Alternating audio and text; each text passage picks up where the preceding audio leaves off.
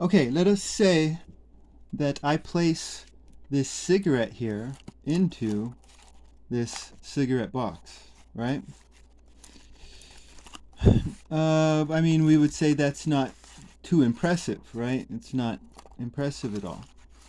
Uh, we would uh, we would say that this is very um, low ability, right? But let's say we turn this into a game, right? And we turn it into a game, and it's like, oh, who can put the most cigarettes into the cigarette box, right? Games are very, wholesome and fun, and they're all about friends and bonding and just exercise, and they're great. Uh, but still, not that impressive. Um, but let us say that we were to build stadiums, and the best people at putting a cigarette into a cigarette box were cheered, just like, oh my goodness, and they were given lots of money and fame. Well, or we could do this, right? See if I can. Oh, oh, right. So I mean, so cigarette flicking, very low ability, right?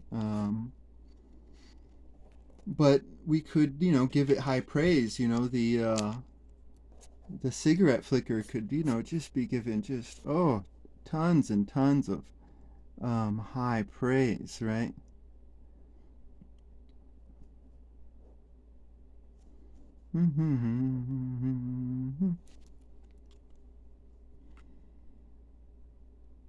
Now, I would posit that this situation could be, created in a civilization where people go around giving, high praise to, low ability. Uh, I mean, like, if you have a child and that child is like, hey, what do you want to be when you grow up? I want to flick cigarettes. I mean, that's, I don't know, a special child, I guess. But then the weird thing is that this high praise also creates like a high identity, right?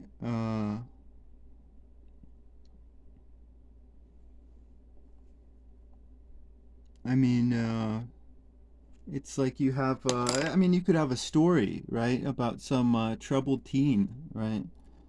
And you have this inspirational cigarette flicking mentor, right? And he's like, just flick that cigarette. No, I can't flick the cigarette. Flick the cigarette. Flick it now. I can't. I'm insecure and my daddy doesn't love me. Flick it. I flicked it. I'm a man. So it's like, cigarette flicking can create manhood. Uh,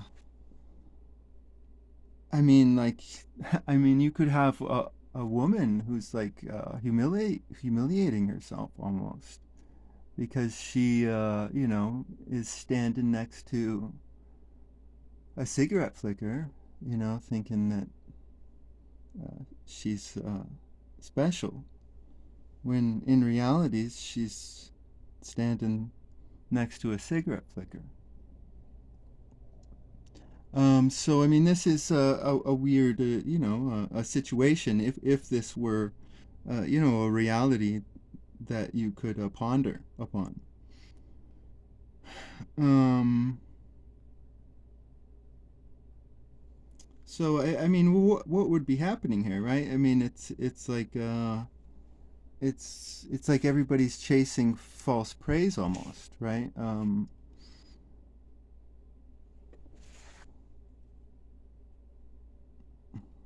Because this isn't, I mean, people. I think people would say that this isn't. a healthy society, or a healthy identity, because what would be higher ability, right? Higher ability would be, like scientists and engineers, or mental stuff, right? So you could talk about like chess, right? Chess is a more high ability game, uh, but it doesn't receive nearly as high of the praise, right? You don't see, you need to see, chess champions, running around pumping their chests out, like roaring like they just did some lion stuff. Uh, and then the crowd just goes wild, right? The women look at this chess guy sexy. Uh, but before we move on, I mean, it's like, let's not deny, motor abilities, because, cigarette flickers have, great, exceptional motor abilities, right? And it's like when we see a human with exceptional motor abilities, our eyes light up. It's like looking at a beautiful scenery in nature, it's just, it is something we want to emulate, so, high motor abilities is definitely, not to be looked down upon in any way. Um, but animals have motor abilities, I mean, I would think we should, be praising mental abilities more.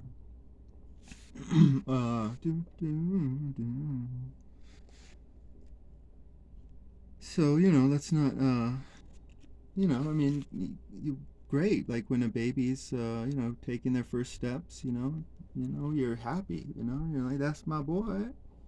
Maybe he sees a ball on the floor and he kicks that ball and he's like, yeah, that's my boy. Um, Doop, doop, doop. But okay, so let's take a step back, though, right? Let's take a step back and ask ourselves the question of what would a man of high ability look like, okay? And I think most people would agree that a man who can make a robot, right? That is a man who would be a man identified as a man of high ability, a watchmaker, right? I mean, what I'm getting at is craftsmen, right? Craftsmen are more men of high ability. Uh, but our scientists and engineers can't make anything. All they can do is learn to fix other men's cars instead of learning how to make their own. They're cogs in a machine. Our scientists and engineers are men of low ability.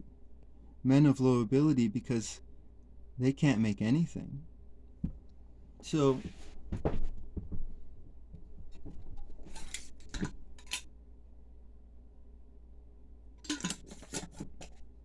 how does a situation like this come about?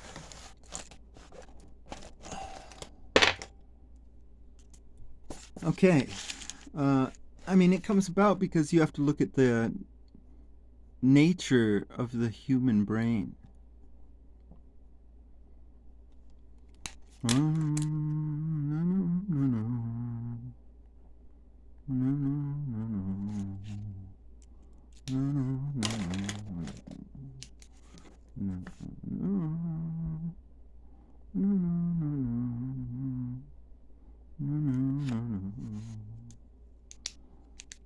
All right, there it is. That's the nature of the human brain.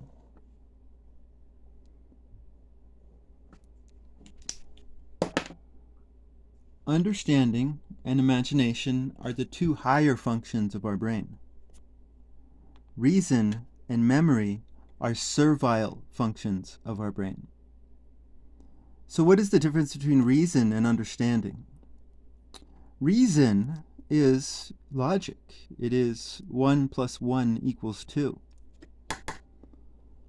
Understanding is realizing that there's no such fucking thing as a one. No man has ever laid his eyes upon a one. No man has ever felt a one upon his skin. No man has ever tasted a one. One is a figment of our imagination and our understanding. It is a tool that was created by our higher brain. Reason is just zeros and ones. A scientist and engineer of reason is a man who is a cog in a machine. A scientist and engineer of understanding is a robot maker.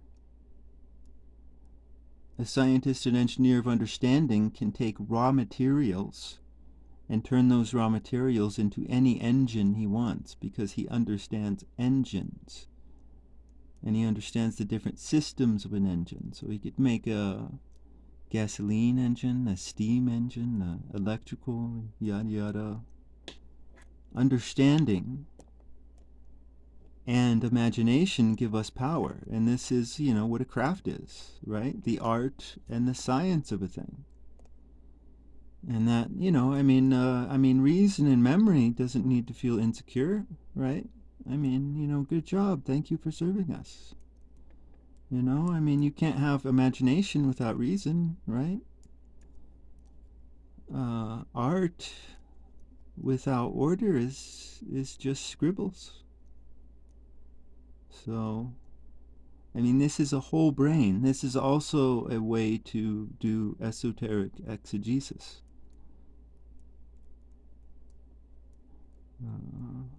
But that's a different subject. Yeah. So that is the nature of our brain.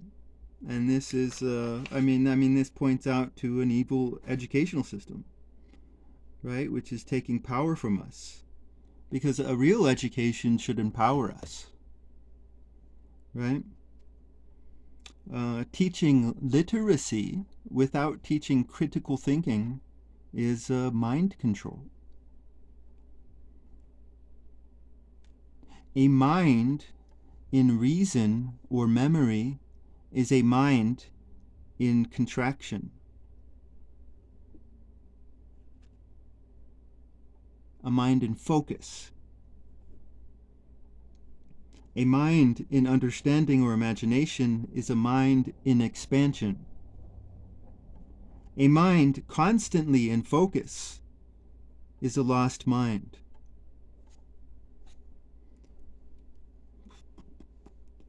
So, okay, let's look at this from another angle. Think about a man of high ability. Let's say a robot maker, right? He's a dancer, right? He can make some really good nachos, etc., and so forth. Right? If you think about a man like this, we would conclude that a man of high ability is more free, right? So we would link ability to freedom. Men of low ability are less free. That's oh my goodness, that's like just obvious. I think self-evident truth.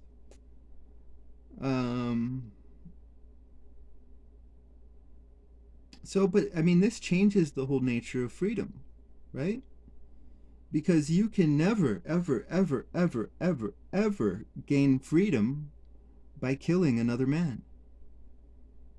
Freedom comes from within.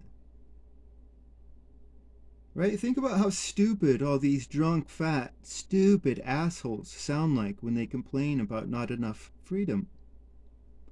They blaspheme true freedom with their whiny little mouths. Because true freedom comes from the heart.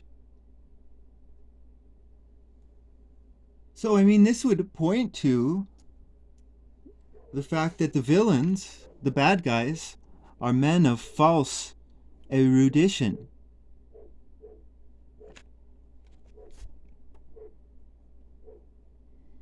and those who drive the hype train.